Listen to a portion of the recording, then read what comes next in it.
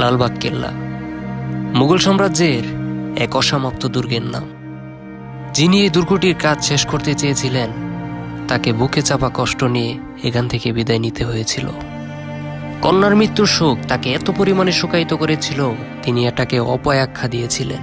আজকের ব্লগটিতে আপনাদেরকে এমন একটি পুকুরের সন্ধান দিব যেখান থেকে অমাবস্যার রাতে এখনো চিৎকারের শব্দ ভেসে আসে। খুঁজে বের করার চেষ্টা করব এমন একটি সুড়ঙ্গ, যে সুড়ঙ্গে কেউ একবার প্রবেশ করলে আর ফেরে না। হোয়াটস নিউ এভরিওয়ান, আসসালামু আলাইকুম। This is Mirfaz Sadiq. Welcome to my new blog. Main রোডের পাশেই অবস্থিত এই গেটটি লালবাগের সৌন্দর্যের সারমর্ম প্রকাশ করে। আমার এখন প্রধান লক্ষ্য হচ্ছে এখান থেকে টিকিট সংগ্রহ করা এবং টিকিট নিয়ে ভিতরে প্রবেশ করা। টিকিটের মূল্য পড়েছে 30 টাকা। আমরা এটাকে শায়েস্তা খানের কেল্লা নামে চিনলেও এই কেল্লাটি নির্মাণ কাজ শুরু করেছিলেন সম্রাট শাহজাহানের নাতি অর্থাৎ আওরঙ্গজেবের পুত্র আজম শাহ। শায়েস্তা খানকে বাংলায় 2 দফায় সুবেদার হিসেবে নিয়োগ করেছিলেন আওরঙ্গজেব। প্রথম দফায় 1664 সালে বাংলার সুবেদার হিসেবে নিয়োগপ্রাপ্ত হয় শায়েস্তা খান এবং তিনি দায়িত্ব পালন করেছিলেন 1678 সাল পর্যন্ত।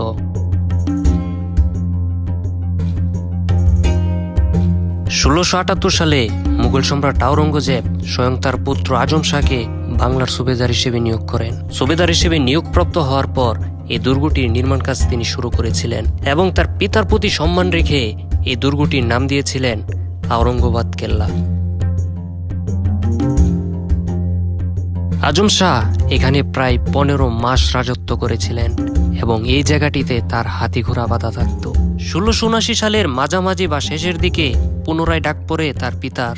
মারাঠা বিদ্রোহ দমনের জন্য তাকে চলে যেতে হয় এই ঢাকা ছেড়ে এবং পুনরায় নিয়োগপ্রাপ্ত হয় ওই শায়েস্তা খান। তখন তার সাথে ঘটেছিল ওই হৃদয় বিদারক ঘটনা। শায়েস্তা খান দ্বিতীয়বারের মতো বাংলার সুবেদার হিসেবে নিয়োগপ্রাপ্ত হওয়ার পর অসমাপ্ত দুর্গের কাজ শেষ করার জন্য তিনি ইচ্ছা প্রকাশ করেছিলেন, কিন্তু 1684 সালের দিকে তার প্রিয় কন্যা পরী বিবি মারা যায়। গাইস, আমি এখন দাঁড়িয়ে রয়েছি পরী বিবির কবরের সামনে। এখানে শায়েস্তা খানের মেয়ে পরী বিবিকে সমাহিত করা হয়। প্রিয় কন্যার মৃত্যু তাকে প্রচুর পরিমাণে ব্যথিত করে এবং এই দুর্গটিকে অপয়াখ্যা দিয়ে তিনি চলে যান। 1857 সালে সিপাহী বিদ্রোহের সময় বাংলার সিপাহীদের সাথে যে হৃদয় বিদারক ঘটনা ঘটেছিল, এই পুকুরটি সেই ইতিহাসের সাক্ষী। গাইস, এটা হচ্ছে সেই পুকুর যে পুকুরে 1857 সালে সিপাহী বিদ্রোহের সময় সবচেয়ে বেশি হৃদয় বিদারক ঘটনা ঘটেছিল। সিপাহী বিদ্রোহের কেন্দ্র থেকে ঢাকার দূরত্ব অনেক হলেও এর প্রভাব পড়েছিল এখানেও। অস্ত্রাগারের চাবি ইংরেজদের হাতে থাকায় বাংলার সিপাহীরা সেদিন প্রতিরোধ গড়তে ব্যর্থ হয়েছিলেন। এ দুর্গে থাকা বাংলার 260 জন সিপাহীর মধ্যে মারা যায় 41 জন, আর বাকিরা সবাই পালিয়ে যায়। এই অঘটনটি ঘটেছিল 1857 সালের 22 নভেম্বর। তখন ছিল শুষ্ক মৌসুম, তাই এখনকার মতো এই পুকুরটি ছিল একবারে শুকনা। অধিকাংশ মরদেহ নিয়ে এই পুকুরটাতেই মাটি চাপা দেওয়া হয়েছিল। এখন আপনাদেরকে দেখাতে যাব এমন একটি সুড়ঙ্গ, যে সুড়ঙ্গটিতে কেউ একবার প্রবেশ করলে আর ফিরে না। স্বয়ং শায়েস্তা খানও কোনোদিন এই সুড়ঙ্গটি ব্যবহার করেনি। এটা হচ্ছে সেই সুড়ঙ্গ পথ, যে সুড়ঙ্গ পথের সাথে জিঞ্জিরার যে প্রাসাদ রয়েছে, সেই প্রাসাদে সিরাজউদ্দৌলা খালা ঘসিটি বেগম বন্দী ছিল।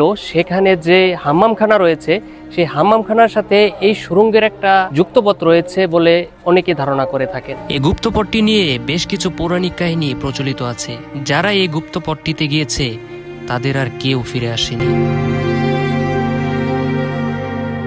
লালবাগ দুর্গের এই গুপ্তপথটির রহস্য উদ্ঘাটনের জন্য একদল বিদেশি লোক 2টি কুকুর পাঠিয়েছিল এখানে, কিন্তু কুকুর দুটি আর ফিরে আসেনি। গবেষক দল পরবর্তীতে আরো 2টি কুকুর শিকল বেঁধে পাঠায়, কিন্তু শিকল ফিরে এলেও আর কুকুর দুটি ফিরে আসেনি। এই গুপ্তপথটিকে অনেকেই অভিশপ্ত গুপ্তপথ বলে থাকে। মুঘল সাম্রাজ্যের আভিজাত্যে ঘেরা এই লালবাগ দুর্গটিতে রয়েছে অনেকগুলো পানির ফোয়ারা।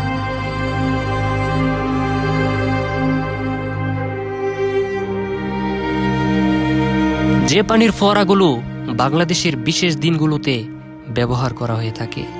এ পানির ফোয়ারাগুলো ছাড়লে অনেক সৌন্দর্য প্রকাশ পায়। দূরে যে বিল্ডিংটি দেখতে পাচ্ছেন, এই বিল্ডিংটিতেই আজম শাহ এবং শায়েস্তা খান অফিস করতেন।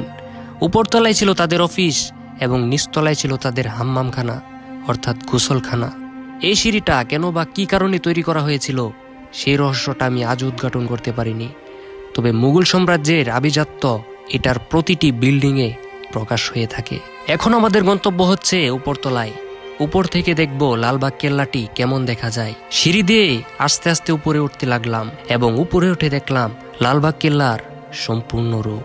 আরামায়েশ করার জন্য শায়েস্তা খান এবং আজম শাহ যে বুক ভরা স্বপ্ন নিয়ে এই লালবাগ কেল্লাটি স্থাপন করেছিলেন, নিয়তি তাদেরকে অনেক দূরে ঠেলে দিয়েছিল। রাজা বাচ্চা যেই হই না কেন, আমাদের প্রত্যেককে আমাদের নিয়তির উপর অবশ্যই বিশ্বাস রাখতে হবে।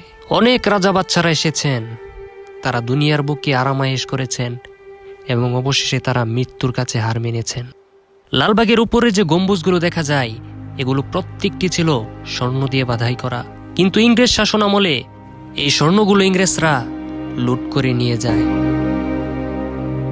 দেশি বিদেশি অনেক পর্যটকের ভিড় নামে এই লালবাগ কেল্লাটি দেখতে, যেখানে কন্যার প্রতি ভালোবাসা রেখে শায়েস্তা খান নির্মাণ করেছিলেন এই ভবনটি। এই ভবনটির মাঝখানেই তার প্রিয় কন্যাকে সমাহিত করেছিলেন। ভিডিওটির একবারে শেষ পর্যায়ে চলে এসেছি। ভিডিওটি ভালো লাগলে অবশ্যই লাইক, কমেন্ট, শেয়ার করে পাশে থাকবেন। যদি সাথে থাকে আপনাদের সাপোর্ট এবং ভালোবাসা লক্ষ্য বহুদূর। আল্লাহ হাফেজ।